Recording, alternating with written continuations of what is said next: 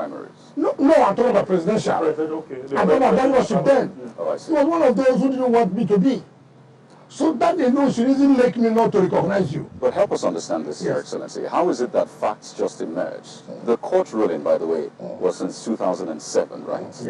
So how is it that the facts just emerged 15 years after? And I recall that usually, before those decisions are taken, you get advice from the Attorney General. There's institutional memory, such that you look at those judgments and say, oh, the court has made a pronouncement. So isn't it curious that it's just 15 years after that those facts that are actually out there, really, for everybody, just emerged? 15 years, how? Maybe it meant 15 years.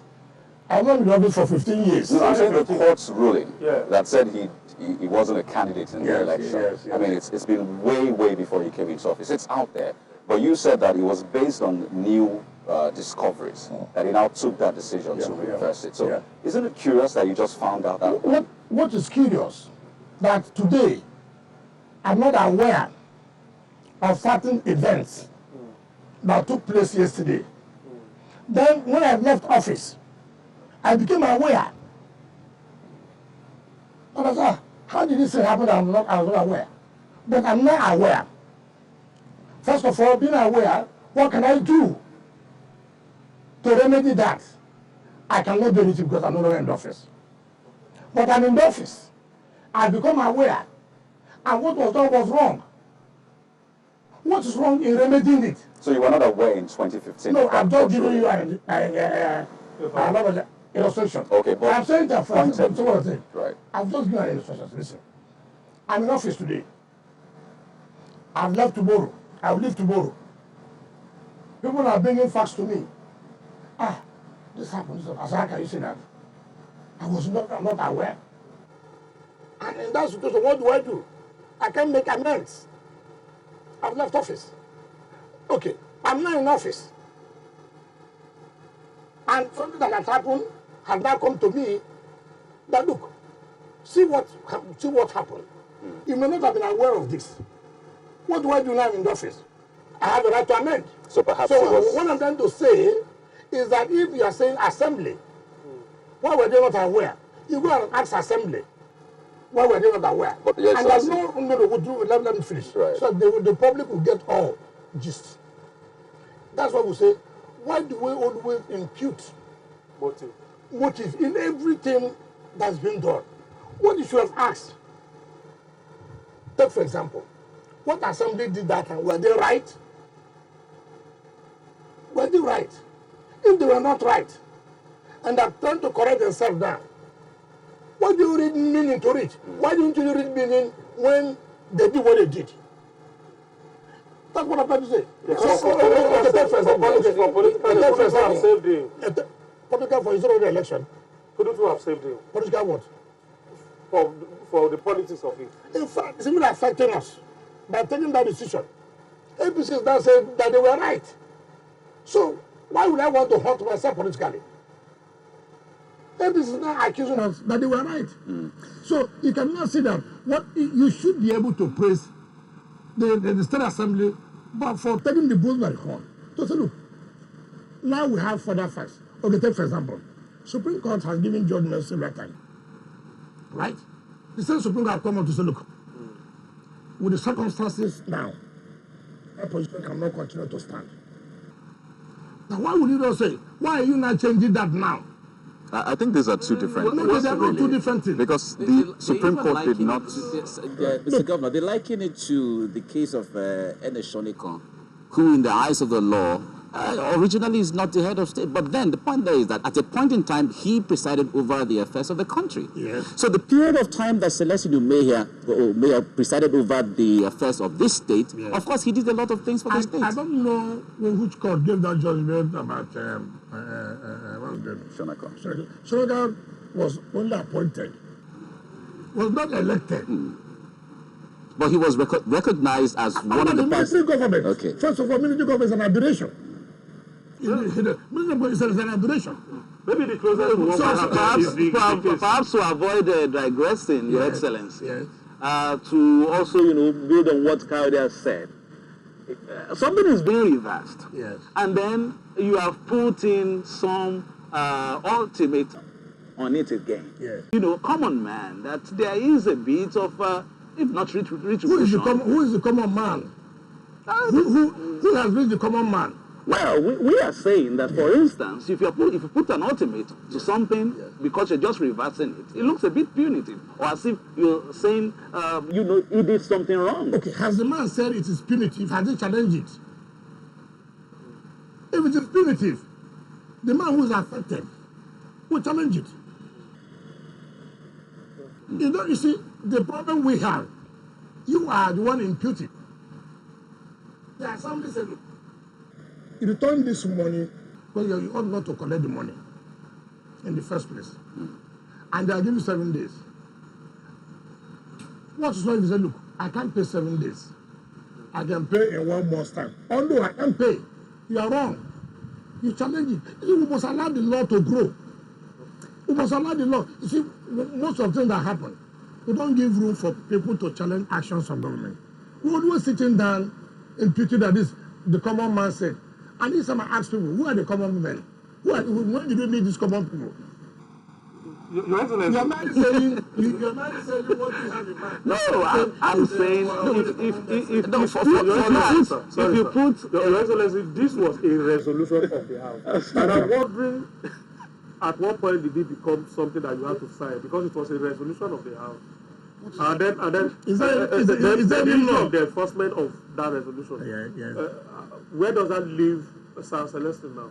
First of all, when you say, is there any law that says that if a resolution is passed to the chief executive, it must take him 1 year, 2 months? No, what I mean is it a law? No, first of all, a resolution No, was we want to sign. I'm correct. So that you know how government operates. Yeah. A resolution for directing the chief executive, that is the governor, to implement this resolution. Okay. Just like they did last time, by recognizing him, I implemented immediately. Now they did the same thing. I have not implemented immediately, and now there's a motive. No, I'm wondering whether it's the instrument of implementation that you signed. I have signed the instrument and it has been gazetted. Where does that leave Sir Celestine? Well, he has to pay or he can just in court. It's been 7 days. Has he paid? That is not for me to know. I will find out from the Attorney General. What if he doesn't pay? What happens? The Attorney General would advise. And I won't do the work of another person. The Attorney General would advise. Now that he has refused to pay, what is the next action to take? But as of today, you're not aware that he has paid. Because it was exactly 7 days that you actually signed that instrument. I can tell you something. See, I allow people to do their work. If it's exactly 7 days, so why not allow the 7 days to pass and ask, I think by the end of the work of day, that he has paid. So this answer I will be, if I say I have not paid, and then I go back to the office. Because then you said that... Listen, so that you get it clear. Right. Because the day has not ended. Okay, so there's still some room for him to pay. I mean, why not allow the day to expire? And then the 7 days are fully expired. And he has not paid. And then I call the Attorney General. And as I told you, listen, what has happened? Now that he has not paid, what actions are available for government to take? It's only the advice of the Attorney General. Let us do the best step that will take. All right, Mr. Governor, one other issue that has raised a lot of eyebrows is the recent appointments in the states. It is said now that you have about 50,000 advisors. It's on the news, special assistants. Yes. And then there are also about over 300 or about 319 Yes. liaison officers within the wards in the state. Yes. And you have just about 8 months to leave office. Yes. One is saying, isn't that a burden on the state government at this time? Sorry, Your Excellency, if you permit me, I'll keep that question in view. Okay. Because there's a related question to the issue of political vindictiveness. Okay. If you defend that of Sir Celestine as not political vendetta, how do you justify the revocation of the parcel of land given to Africa Independent? Thank you very much. Unfortunately, again, everything that happens now, they say, oh, because you are supporting Atiku. In fact, if you cannot sleep well, it's because you are supporting Atiku. African Independent does not have any parcel of land. if you can prove with a document that this land was given to him by the government of Rivers State, we will pay anything he claims. People must get the truth. In fact, it should also be that Rivers State government invested in African independence. You know that. So why would we be vindictive on the investment we made? The Rivers State government invested in African independence. And they were also vindictive on our investment. How do you reconcile that?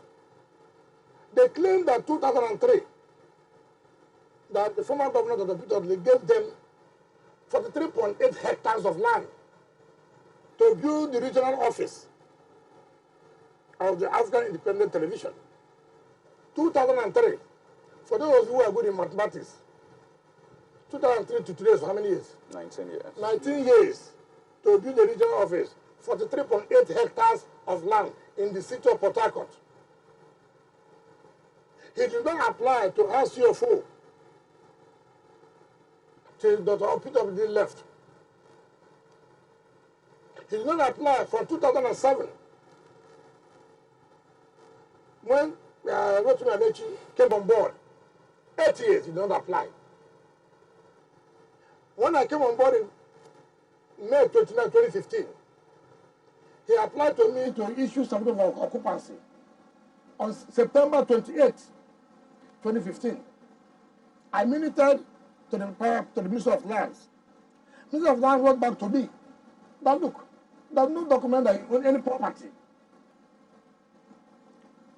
And that's okay, replying. And they did. They were exchanging correspondences. Certainly, one of these days, sometime last month, I think so, I saw a call. I answered. It was his son, Raymond Jr. I said, what is it? They want to see me. I said, what's the problem? He said they have problem over the land where they are. I said, what are they saying? He said, somebody invited him to tender the letter of allocation. I said, do you have the letter of allocation? He said, no. I said, so what do I do? If you have letter of allocation, I will be able to say, okay, yes, even though you have not developed that land, we can find a way for government to say I can rescue you. But in this case, there's no letter of allocation. All right. So how do you now verify the claim? It's what I say, everything is politics. I'm giving the history this has started. Now they say they now went and paid 86 million. What does 86 million show? Do you pay 86 million as if you have allocation paper? But the Attorney General wrote to us, advising us, say, listen, AIT does not have anything. Because what gives him that equity is the allocation of land, or the right to say, yes, I may have violated the rules by not developing the place for this number of years, not even applying for the CFO for this number of years. However, there's somewhere where he built a cubicle. The government can see that to him. See that to him where he has built. The government takes the rest of the portion of land. So what is vindictiveness? You know, people will not come out and tell you this. How can a whole management, a corporation, can tell you the allocation they have is missing? Go to land, it's not there. And now you are blaming me. And then they are saying now it's political vindictiveness simply because you supported Atiku. Anybody that, you know, if you've done something wrong, if you take action, it's because you are supporting Atiku. Meanwhile, this matter has started before this article started. Assembly have been having public demonstration. I didn't even know until the son called me. So there's nothing political about There's it. nothing political. I've told you, show me allocation paper. Right. If he shows me allocation paper now, if he shows me allocation paper now, Rivers State government will pay him any damage he will claim. So maybe to his question. Right. So back to the question I was asking earlier. A lot of persons have raised eyebrows regarding some of the appointments you have made recently. Advisors, you have about 50,000 advisors now, and you have just about less than 8 months to leave office. How much of a burden that is to the state government, especially when they have to be paid with taxpayers' money, is raising a lot of eyebrows. Okay. How is it a burden? Okay, take for example, who determines whether it's a burden on government? The people appointed, are they not the Rivers people? Are they not going to be paid? Are they civil servants? But you're adding more money? Or you're even employing those who don't have employment? It's not the duty of government to reduce poverty. It's not the duty of government to empower its people. If I have money, as I tell you now, this early morning we met, we are going to increase it to 100,000. It is not, you see, if we don't have the funds to pay, then it's a problem. So this is like a project? In fact, it is part of it is part of what we promised our people. If the next government coming cannot go with it, it's an appointment. The government can look, I can't deal with this. Right? The government is not tied to continue with it. But for me, information is key. Remember, this 319th liaison was it the first time I appointed him? It was not last year. The 14 local government liaison, is it the first time? People just forget easily. What we have done is to listen. We don't get enough information we are supposed to get. What are the people saying at the polling youth level? What are they saying? Are they happy with our government? You go and find out so we can make adjustments before we leave. So this is a political master stroke for you, just to get to the grassroots. It is you to tag what it is. No, you say you want to get to the grassroots. I have not tagged that. But you are entitled to say, based on what you had me say, this is what it is. Are you going to be paying them, and how much would you be paying them? That is not your business to know how much. No, I think it's public funds. But they are political politicians, are they? By the time they are being paid, you ask. You can get that. Are they political appointees? They are political appointees. So they are not civil servants. Okay. They are political appointees. We are also going to employ civil servants before we leave. Just to be clear, are you increasing it to 100,000, as you said, or you're I said today considering it? we met this morning. Right. We are going to reach to 100,000. So now and they're all 100. reverse people. Yeah. But when you talk about... Why are you worried about this number? What's the, No, just to be clear, because it sounded like you were saying you're planning to, but now you say you will. I said, Right. we'll increase it 100,000. 100,000. Yes, we'll do that. Our people are so happy. If I tell you the kind of text messages I'm getting everywhere, people say, look, I want to be part of this. I want you to please. I have no, look, the unemployment rate is too much. Why don't you go to that? By creating jobs, by employing civil service, you should also know that it's not enough. So this is the infrastructure of the stomach that you spoke about. You have already used the word stomach. I don't know about stomach. But again, if you say stomach, if you are working, you feed your stomach. If you are working, but if you don't have work, will you feed your stomach? You will feed your stomach. You're not about client. Your Excellency, in this period, Yeah. would there be a mechanism, for instance, to gauge if there is value in what you have done in terms of what they would bring to the table? Do you know what information is? The high important information is. Part of the problem we have is not obtaining enough information. The other group execute and plan and execute. In fact, most of the problem we have today in this country is because you don't even use the media. Because I read the front page of newspapers yesterday that Atiku sends Dr. Dele, David Mark, Igori to Wike. I was with Dr. Dele with him yesterday evening for over 2 hours. Nobody has ever spoken to him on anything. Where you get the information? No, let me tell you. And it's a very misleading information. And the front pages of newspapers. So, if you have your accurate information, so many things will go well. But if you just stay in one place and just, okay, I'm sure they are doing this, it's sell out to the people. That is not fair. How are we not sure he wasn't there to see you based on that report? How do you know what? How are we sure that he wasn't? You said you met him. Most of even the one that involves me, most of the stories you carry, totally wrong. You begin to wonder. Sometimes I sit back. Where are they getting this information from? Me that is involved. I'm not even aware of what you're talking about. So what did he confirm to you that nobody in PDP that is has asked him to be an emissary? Nobody. Let the person come out. And you didn't have discussions about the reconciliation and all of that? What is that? What do I have to do?